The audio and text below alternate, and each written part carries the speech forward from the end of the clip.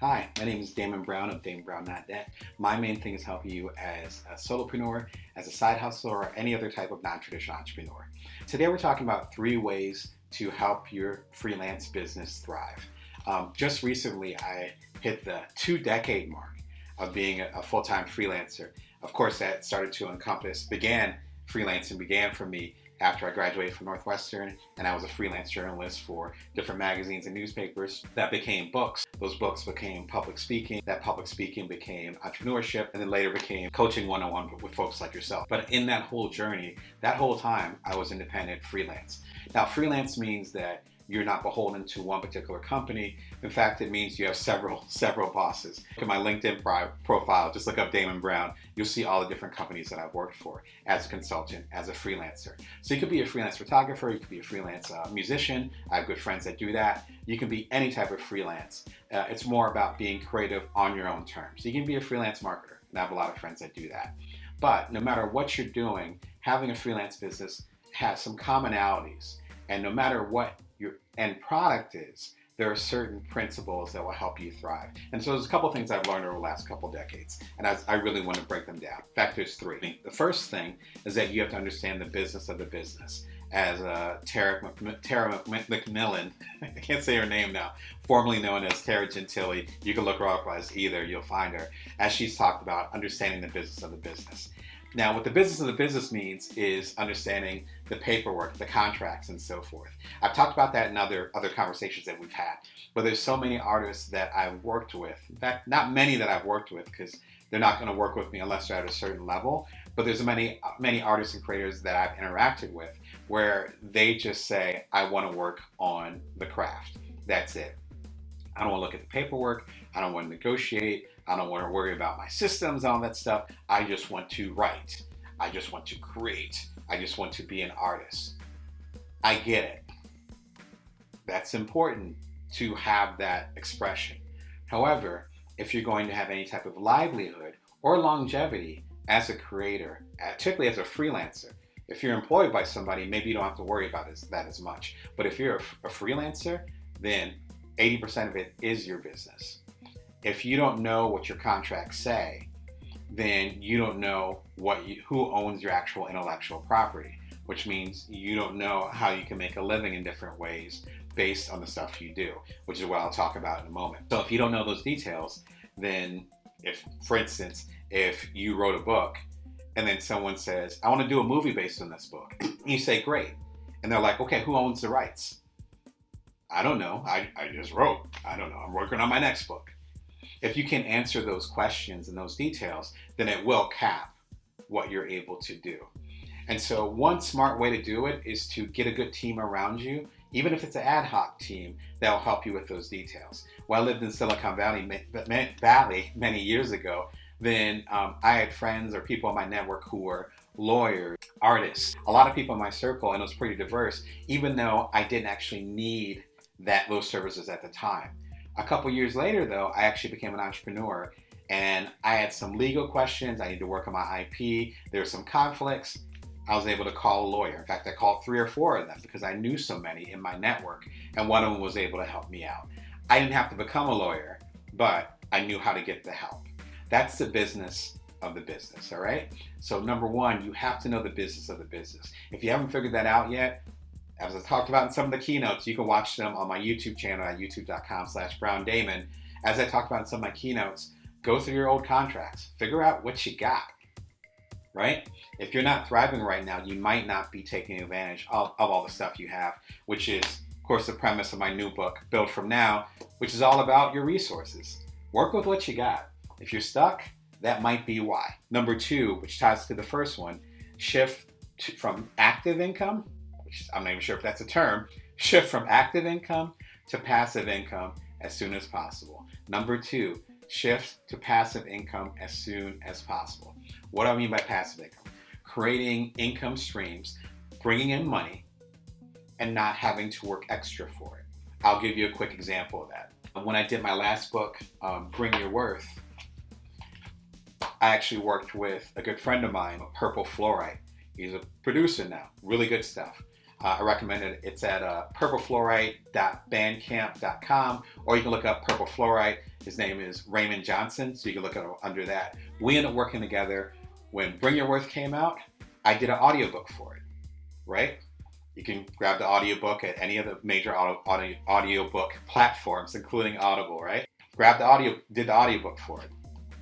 He took and stripped the words from the audiobook and then put a beat behind it. He actually made a song. The song ended up being my theme song called Bring Your Worth. It was called Bring Your Worth, #Bring Your Worth, featuring Damon Brown. He turned that into a song, and then now we're making money on that song on Spotify and all the major platforms. If you're watching this on YouTube, the link is right below. The theme song that you hear, that's from that. So I did the audiobook once. He took that, turned it into a song. So now we got 2 streams of income. And then I took that beat, the theme song, and then turned that into transitional music that I would play during my following audiobook, and also that audiobook as well. But the following audiobook to Build From Now. So if you buy the Build From Now audiobook, you can get it on Amazon at amazon.com/shop/BrownDamon, or you can look it up on Audible. Some of the links are below depending on where you're watching this. If you listen to the audiobook, you hear the song. 3. So I recorded 1 audiobook, and suddenly it becomes 3 sources of income for me, as well as a good friend of mine, a business partner at this point. That's what I mean by passive income. As I'm talking to you, my YouTube channel is going, and that's becoming monetized, as they call it, and so that's bringing in money. I need to do this video once, and it's there. This video also appears on Amazon Live. On Amazon Live, as I've talked about in previous episodes, Amazon Live is their live streaming service. So I'm talking to you live. Now my products, including the best-selling Bite-Sized Entrepreneur, I can't point in this thing, the new book Build From Now, and the predecessor Bring Your Worth, they're all available on the screen as you're talking to me. And so there's a level of passivity in that. I'm going to go, and you might be able to tell because my lighting's a little bit off, that it's nighttime here in Las Vegas. I'm going to hang out with you. I'm going to go to sleep. As I'm sleeping for hopefully 8 hours, if my kids let me, my book sales are still going to be going. At this point, with the new book, I have between 30 and 40 different sources of passive income. Between the major books that I've done through my own imprint, Bring Your Worth, to the audiobook versions of it, to the t-shirt sales from Build From Now, you get them at damonbrown.net, to the mug sales of my previous book, Bring Your Worth. Excuse me. So they're all bringing in different types of income, and there's not much, if anything, I have to do. That's what passive income means. So apologies for the really long example, but I know some of y'all have asked me in the past what passive income means. That's the definition. Additional money that comes in with you doing little to no additional work. My good friend Jeanette Hurt and we actually did a book called The Passive Writer. You can check it out at passivewriter.com. In fact, I'll throw the link in here. And that came out a few years ago. It was popular among the writing set because we talked specifically to journalists about how they can create passive income, because that's a whole other story. We can talk about that for another 5 minutes. But we tend, as journalists, which is my background, as journalists, we tend to look at things as quote unquote one and done.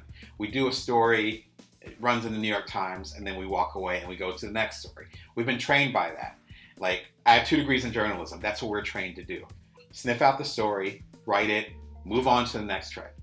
We're actually trying to do the opposite now, where we find a story and we find ways to not only give more value as far as society about it, but also to give more financial resources to ourselves, particularly at this period of time in journalism where we're literally under attack.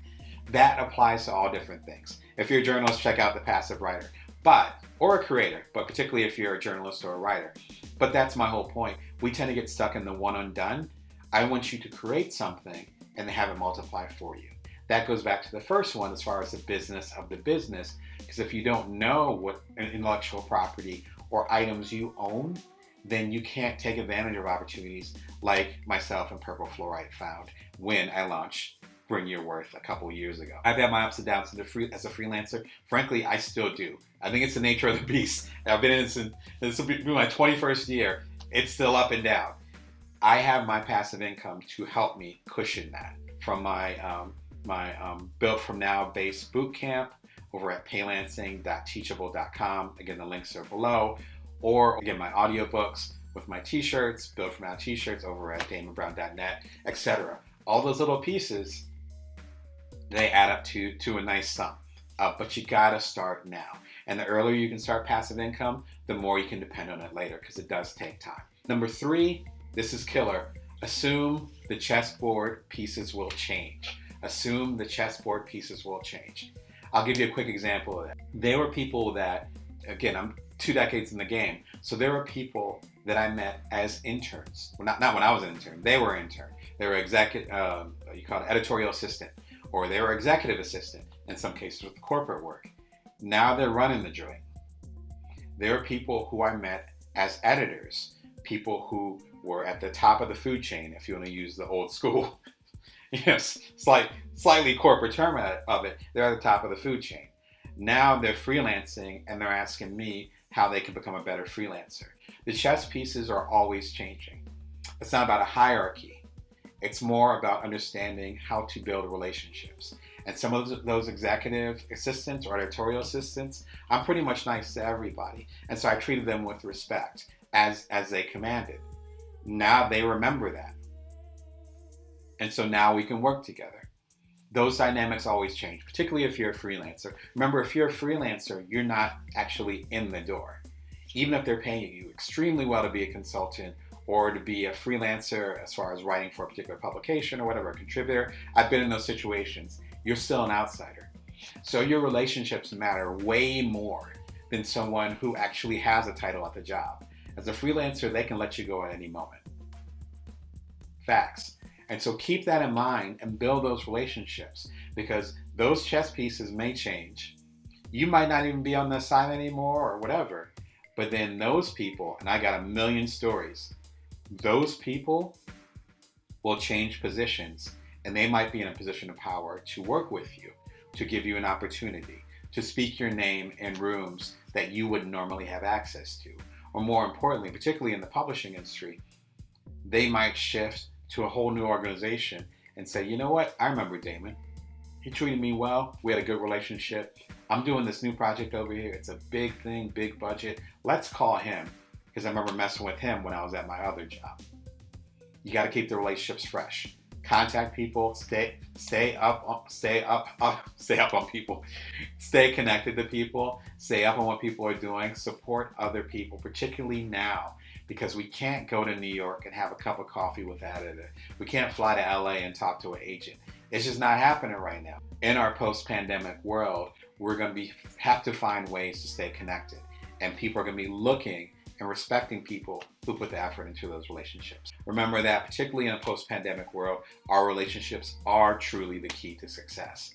If you want more insight as far as how you can be successful, come on over to buildfromnowquiz.com, buildfromnowquiz.com. It's based on my new book, Build From Now, How to Know Your Power, See Your Abundance, and Nourish the World. It's actually a quick quiz. It takes like 2 minutes. It's free.